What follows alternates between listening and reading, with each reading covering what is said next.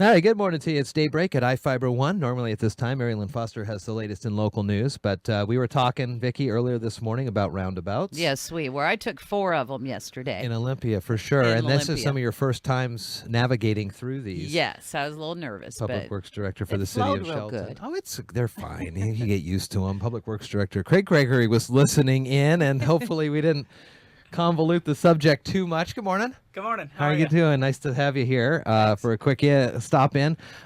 You were at the Shelton School Board meeting last night, and along with Logan Brady, right? You guys Correct. Associate engineer. put forth the idea of a roundabout kind of near the high school. We have been looking at that intersection for quite some time at Spring Road and Wallace Nealon. Yeah. And we've identified some issues there for some enhanced intersection improvements. And so we went to the school board and proposed a partnership with them.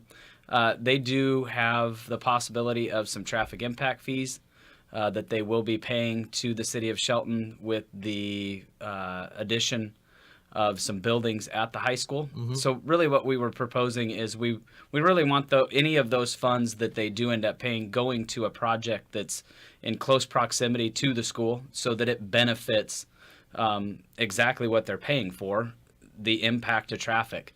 And we've had an issue with that intersection for quite some time.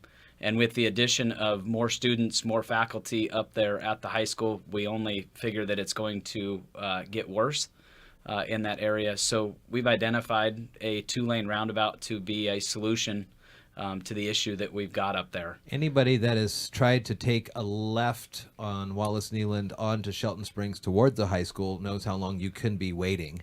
What we've seen up there is you can wait for quite some time, and then typically what happens is the cars that are waiting end up waiting until a red light comes, and then basically 2 or 3 cars just try to run the red light to get through that intersection. So we've talked about reconfiguring that traffic signal, but at this point it really comes down to roundabouts we've identified to be a much better solution than a traffic signal in that area.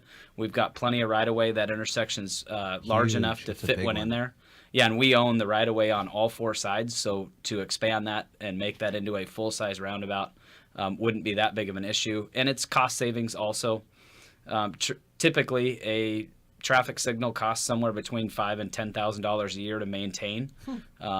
So increasing traffic flow, reducing not only collisions in that area, but also improving the pedestrian traffic. We get quite a few kids that walk through that intersection, but with lower speeds, it would be much more user-friendly for the pedestrians to get through that intersection also. Definitely. Yeah, for sure. I know that this is, first brought up last night, but in addition to a possible 2-lane roundabout, would there be the addition of the lighted crosswalks, those kind of crosswalks to give a little more attention to folks if they're walking, or is that still something that you would have to think about later? We have been talking about those. We actually had a couple of them proposed on the Downtown Connector project. But unfortunately, at this point, the federal government has stopped us from putting those in. They've got a patent pending issue with the rapid flashers.